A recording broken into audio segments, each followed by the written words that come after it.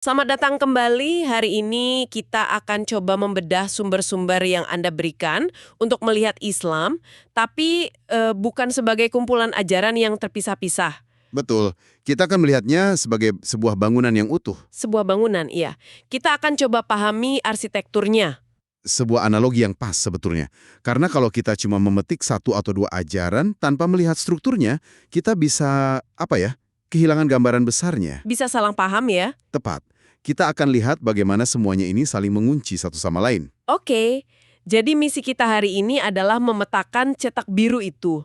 Apa fondasinya yang menopang segalanya, pilar-pilar apa yang membuatnya berdiri tegak, dan, nah ini yang penting, bagaimana isi bangunan itu, aturan dan etika, berfungsi dalam kehidupan sehari-hari. Bagaimana keyakinan di hati, ibadah fisik, dan etika sosial itu nyambung. Betul sekali. Oke, mari kita mulai pembongkarannya. Setiap bangunan, sekokoh apapun itu, pasti dimulai dari fondasi kan? Tentu, Kalau kita bicara soal Islam, berdasarkan sumber ini, titik nolnya itu di mana? Apa batu pertama yang harus diletakkan sebelum yang lain bisa dibangun? titik nolnya, menurut Al-Quran, adalah sebuah konsep yang disebut iman. Iman. Sederhananya, ini adalah keyakinan. Tapi, bukan sembarang keyakinan. Secara spesifik, ini adalah kesediaan untuk percaya pada sesuatu yang berada di luar jangkauan indera kita, Sesuatu yang gaib. yang disebut al-gaib. Ini adalah langkah pertama yang fundamental.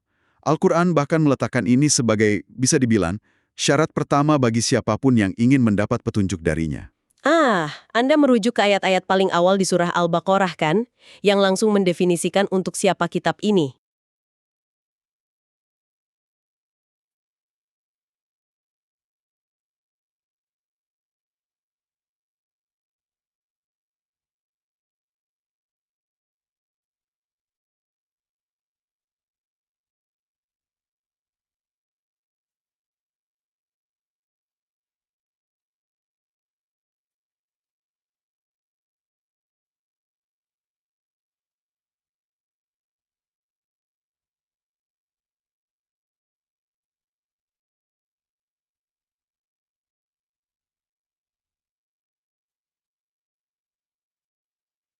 Betul sekali.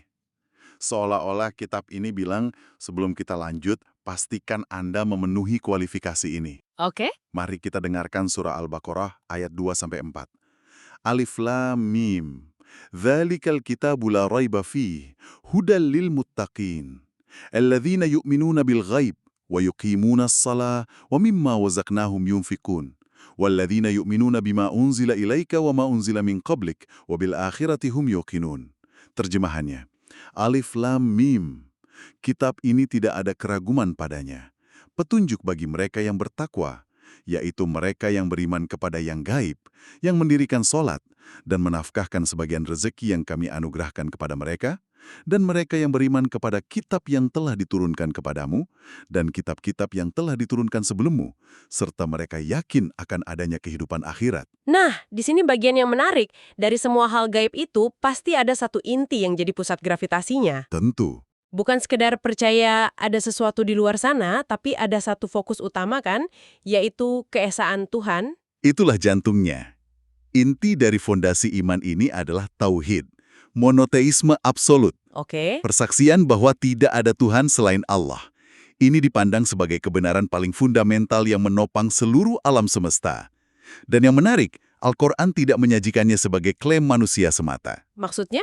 Sumber ini mengatakan bahwa kesaksian ini begitu agung sehingga ditegakkan oleh 3 saksi utama, Allah sendiri, para malaikat, dan orang-orang yang memiliki ilmu. Tunggu, ini menarik.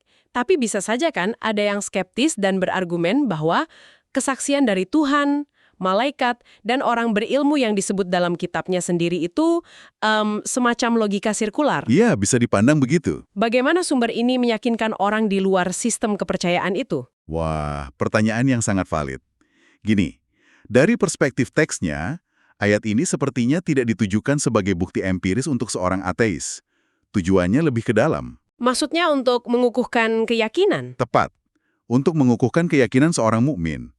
Ayat ini seolah berkata, keyakinanmu pada keesaan Tuhan bukanlah ide sepele. Ini adalah kebenaran kosmik yang disaksikan oleh entitas tertinggi, Mari kita simak surah Ali Imran ayat 18. Syahidallahu annahu la ilaha illahu wal malaikatu wa ulul ilmi qa'iman bil qisti la ilaha illahu wal azizul hakim. Terjemahannya, Allah menyatakan bahwa tidak ada Tuhan selain Dia. Demikian pula para malaikat dan orang berilmu yang menegakkan keadilan. Tidak ada Tuhan selain Dia yang maha perkasa, maha bijaksana. Jadi ini lebih ke penegasan status kebenarannya itu sendiri ya, bukan sebagai pembuktian. Betul sekali. Jadi, fondasinya adalah kepercayaan pada yang gaib dengan tauhid sebagai poros utamanya. Baik, jadi fondasinya adalah keyakinan total pada sesuatu yang tak terlihat dengan tauhid sebagai intinya. Tapi keyakinan saja kan tidak membangun rumah. Tentu tidak. Dinding dan tiangnya apa?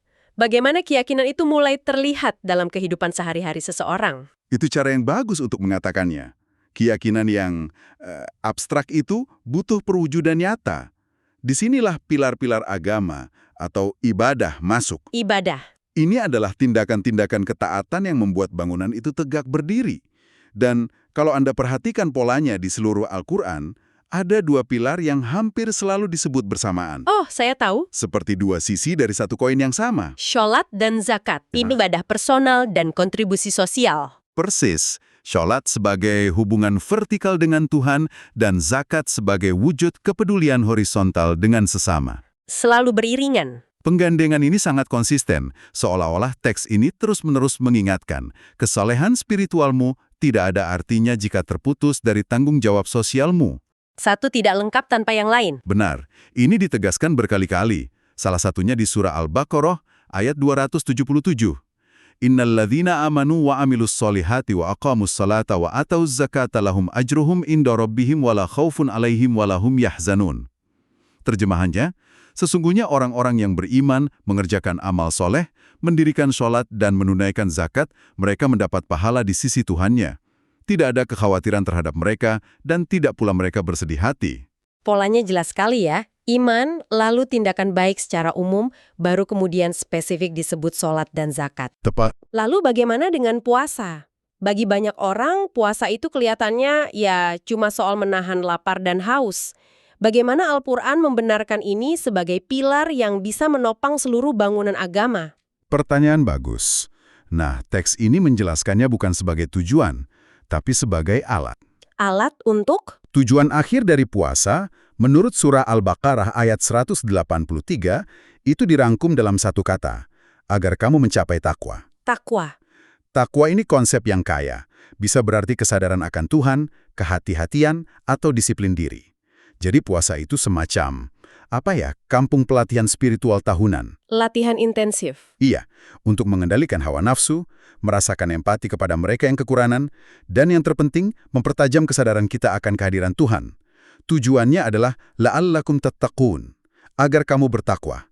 Itu hasilnya bukan sekedar lapar. Oke, jadi sholat dan zakat adalah pilar keseimbangan, puasa pilar pelatihan diri, lalu ada haji.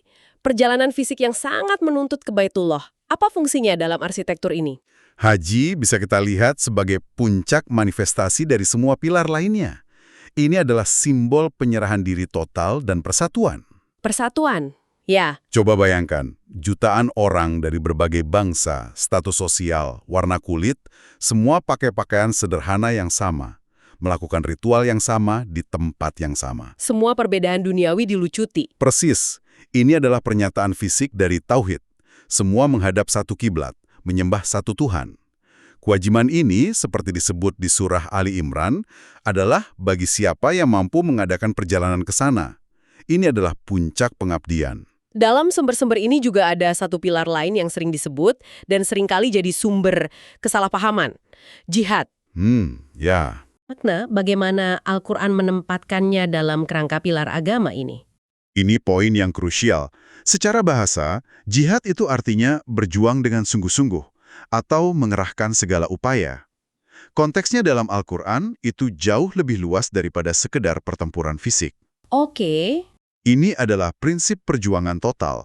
Sumber ini sering menyebutkan frasa berjihad dengan harta dan jiwamu. Nah, urutan penyebutan harta dan jiwa itu menarik. Apakah itu menunjukkan prioritas? Bahwa perjuangan non-fisik seperti menggunakan sumber daya untuk kebaikan lebih diutamakan?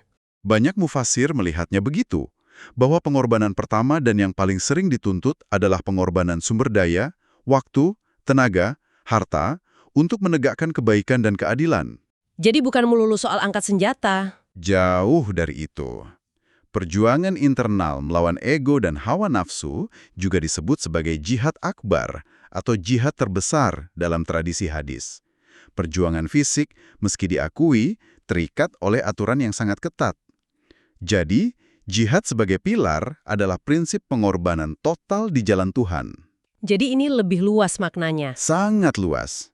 Surah Al-Hajj ayat 78 memerintahkan, berjihadlah kamu di jalan Allah dengan jihad yang sebenar-benarnya, yang mencakup semua spektrum perjuangan itu. Oke, jadi kita punya fondasi keyakinan yang kokoh, lalu pilar-pilar ibadah yang menopangnya. Tapi rumah kan bukan cuma fondasi dan tiang. Betul. Bagaimana rumah ini dihuni? Bagaimana keyakinan dan ritual tadi diterjemahkan menjadi interaksi nyata antar manusia? Iya. Dan disinilah kita masuk ke bagian isi dari bangunan tersebut, yaitu akhlak atau etika dan syariat atau hukum. Oke. Kalau kita hubungkan dengan gambaran besarnya, ini adalah buah yang seharusnya tumbuh dari akar iman dan batang ibadah yang sehat. Ini adalah tentang bagaimana agama berfungsi dalam tatanan sosial. Jadi, kalau ibadah seseorang benar, seharusnya akhlaknya juga ikut benar. Begitu logikanya. Itulah logikanya. Al-Quran meletakkan prinsip keadilan, adil, dan berbuat baik, ihsan, sebagai perintah utama. Ada satu ayat di Surah An-Nahl yang sering disebut sebagai rangkuman dari seluruh etika sosial Islam. Begitu komprehensifnya ya. Sampai-sampai beberapa khalifah dulu memintanya dibacakan di setiap khutbah Jumat. Ayat yang mana itu? Surah An-Nahl, ayat 90. Innallaha ya'muru bil adli wal ihsani wa ita'i dzil qurba wa yanha 'anil fahsya'i wal munkari wal baghi ya'idzukum la'allakum tadhakkarun. Terjemahannya, sesungguhnya Allah menyuruh kamu berlaku adil dan berbuat kebajikan, memberi kepada kaum kerabat, dan Allah melarang dari perbuatan keji, kemungkaran dan permusuhan. Dia memberi pengajaran kepada kamu agar kamu dapat mengambil pelajaran. 3 perintah, 3 larangan. Sangat seimbang. Dan lihat cakupannya. Adil, berbuat baik, peduli kerabat. Ini kerangka etika yang sangat lengkap. Tunggu dulu, saya menangkap sebuah pola di sini. Di ayat pertama tadi, di Al-Baqarah, iman kepada yang gaib langsung diikuti sholat dan infak. Di sini, perintah berbuat baik kepada sesama juga sangat ditekankan. Rasanya ini bukan sekedar daftar, tapi sebuah rumus yang konsisten. Anda menangkapnya dengan sempurna. Itu adalah pesan yang berulang. Kewajiban berbuat baik itu digambarkan seperti lingkaran konsentris. Oh, menarik. Dimulai dari inti terdekat, orang tua. Lalu melebar ke kerabat, anak yatim, orang miskin, tetangga, sampai akhirnya ucapkanlah kata-kata yang baik kepada seluruh manusia. Jadi cakupannya universal. Universal. Dan menariknya, dalam ayat lain yang merinci ini, yaitu surah Al-Baqarah ayat 83, setelah menyebutkan semua kewajiban sosial itu, ayatnya ditutup dengan apa? Dirikanlah sholat dan tunaikanlah zakat. Lagi-lagi pasangan sholat dan zakat itu muncul sebagai pengunci. Tepat. Seolah-olah semua perbuatan baik tadi harus selalu dibingkai oleh kesadaran vertikal dan tanggung jawab sosial yang formal. Benar. Ini untuk menegaskan bahwa etika sosial dalam Islam bukan sekedar humanisme sekular, tapi berakar pada ketaatan kepada Tuhan. Keduanya saling memperkuat. Oke, ini semua kan standar yang sangat ideal ya. Adil, berbuat baik, menunaikan semua ibadah. Tapi kita tahu manusia itu tidak sempurna. Tentu. Pasti ada saatnya seseorang gagal, tergelincir, melakukan kesalahan. Apakah sistem ini kaku? Sekali jatuh, langsung keluar dari bangunan? Ini pertanyaan yang sangat penting.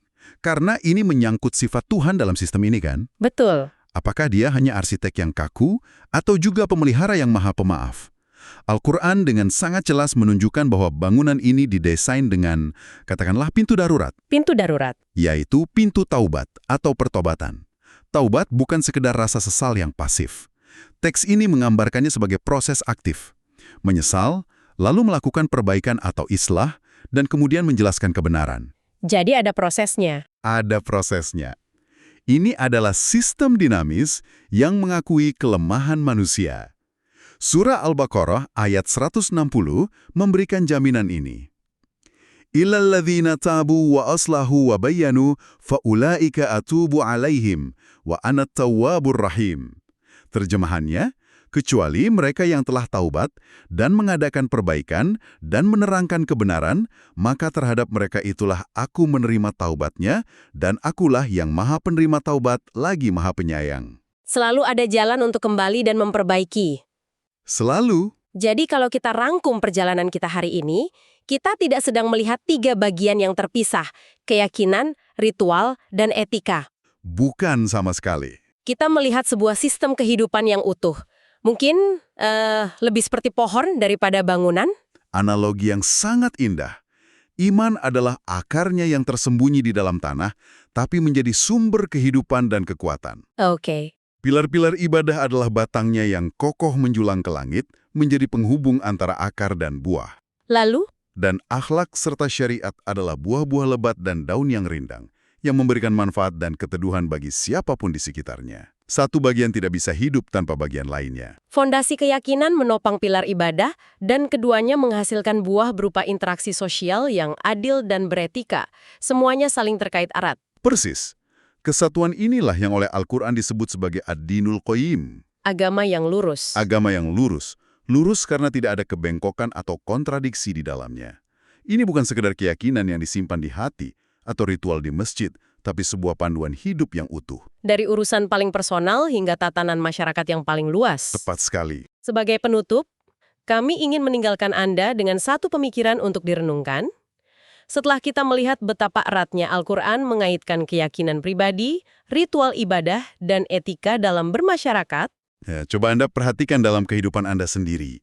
Di titik mana Anda merasakan hubungan terkuat antara apa yang Anda yakini di dalam hati dengan cara Anda bertindak di ruang publik. dan sebaliknya, di mana mungkin kaitan itu terasa paling renggang atau bahkan terputus. Terima kasih sudah menyimak.